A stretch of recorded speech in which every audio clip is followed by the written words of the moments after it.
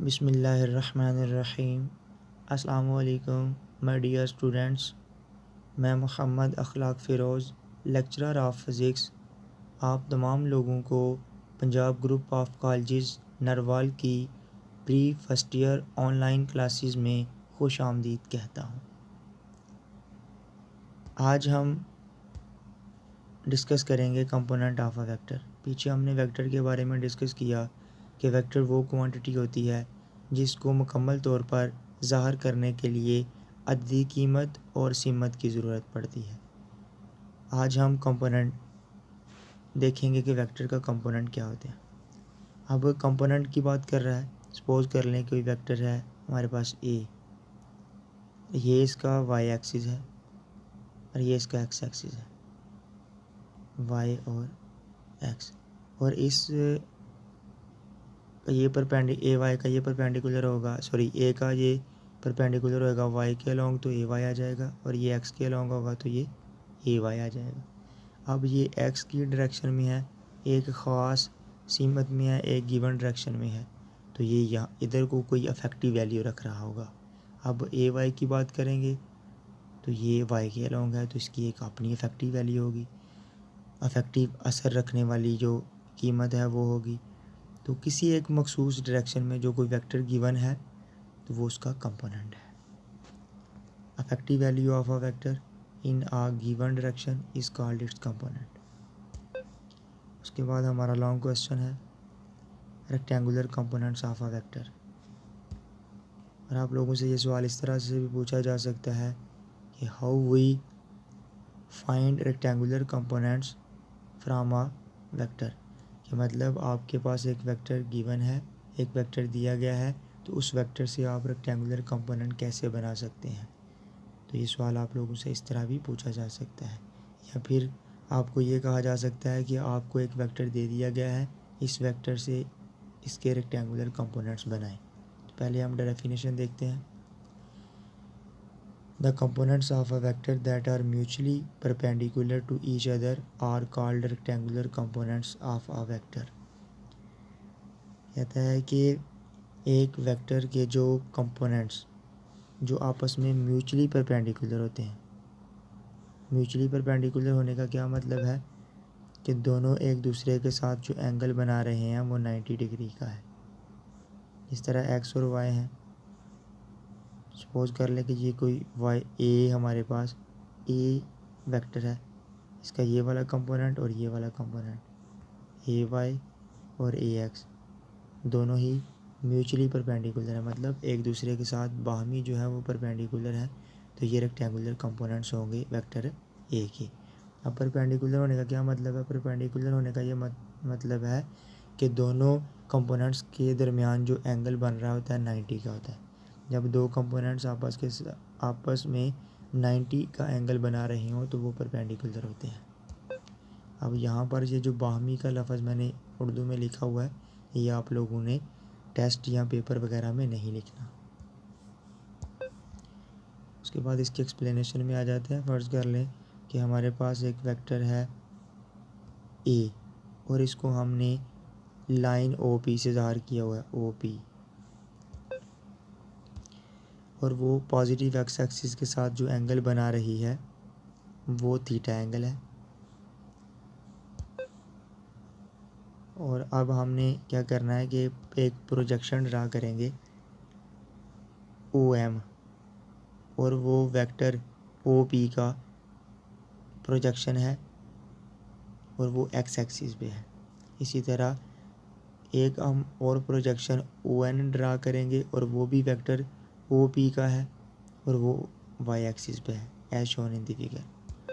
और अब अगर हम एक और चीज़ देखें फिगर में, तो ओ एम जो है वो एक्स एक्सिस के अलोंग है और इसको हमने ए एक्स आई से ज़ाहिर कर दिया, ए एक्स आई ले लिया, और जो ओ एन है वो वाई के अलोंग है, और जितना ओ एन है उतना ही पी एम है, तो इसीलिए हम ओ एन को पी एम के बराबर लिख सकते हैं और वो ए वाई जे के बराबर है। अगर हम फिगर में देखें, गौर करें, तो वो जो प्रोजेक्शन ओ एम है इसको हमने एक्स एक्सिस के अलोंग है और वो ए एक्स आई है, और प्रोजेक्शन जो ओ एन है वो एम पी के बराबर भी है। जैसे मैंने डायग्राम में अभी आपको समझाया है कि इस तरह से एक वेक्टर है, ये पी, ये एम है और ये ओ है, ये एन है, और जितना ये है, जितनी ये लेंथ है पी एम की उतनी ही ओ एन की है, तो इसलिए हम ये लिख सकते हैं ओ एन बराबर है पी एम के। और ये वाई के अलोंग है, वाई की डायरेक्शन में है, इसलिए इसको हम ज़ाहिर कर देंगे ए वाई जे के साथ। अब हम हेड टू टेल रूल लगाएंगे। हेड का मतलब हेड टू टेल, हेड पहले आया इसका मतलब है पहले वेक्टर की हेड होगी, ए एक्स आई का हेड होगा, दूसरा वेक्टर ए वाई जे इसकी टेल होगी, और ये इसका रिजल्टेंट वेक्टर आ जाएगा ए।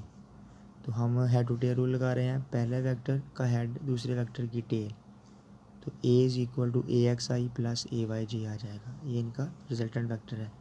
रिजल्टेंट वेक्टर के बारे में हमने पिछले लेक्चर्स में डिस्कस किया है। यहाँ पर ये जो ए एक्स आई है और ए वाई जे है, ये रेक्टेंगुलर कंपोनेंट्स हैं एक वेक्टर ए की।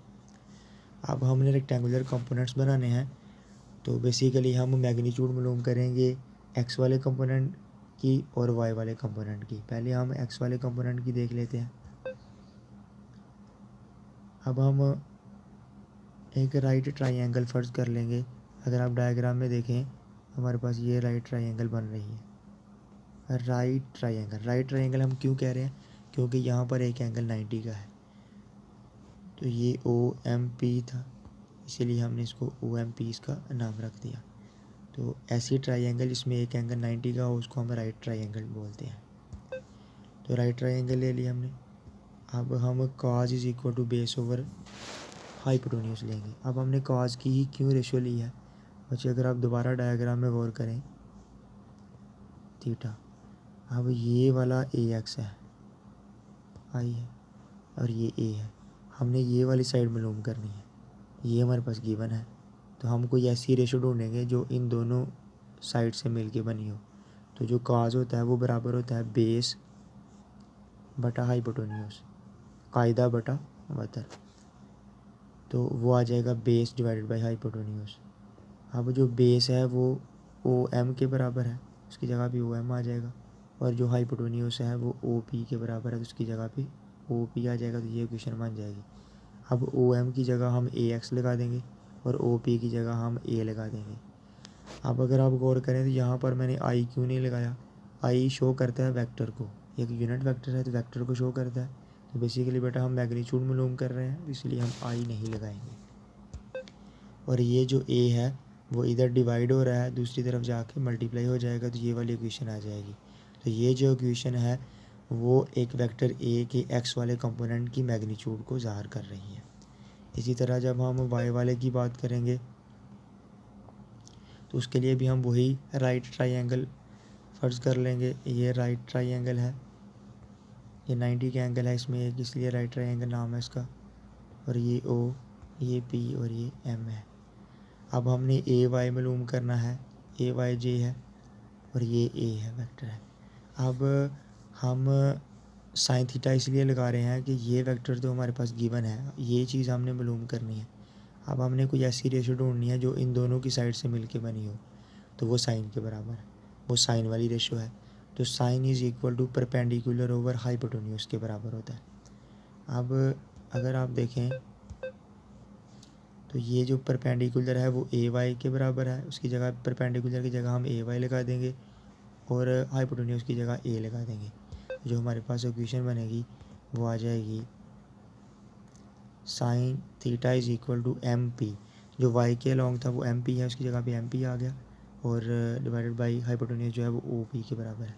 अब एम पी की जगह ए वाई आ जाएगा। अब जे क्यों नहीं लगाया, वही वजह बेटा, हम मैग्नीट्यूड की बात कर रहे हैं, और जो ओ पी है उसकी जगह हम ए लगा देंगे। तो sine theta is equal to A Y divided by A. अब ए इधर डिवाइड हो रहा था, उधर जाकर मल्टीप्लाई होगा, तो ये वाली इक्वेशन आ जाएगी। और ये वाई वाले कंपोनेंट की, जो ए वेक्टर ए है उसके वाई वाले कंपोनेंट की मैग्नीट्यूड आ गई है। उम्मीद करता हूँ कि आपको समझ आई होगी। मिलते हैं नेक्स्ट लेक्चर में, उतनी देर तक अपना ख्याल रखिएगा और हमारे चैनल को सब्सक्राइब करना मत भूलिएगा। और अगर हमारी वीडियो पसंद आई हो तो इसको ज़्यादा से ज़्यादा लाइक और शेयर कीजिएगा।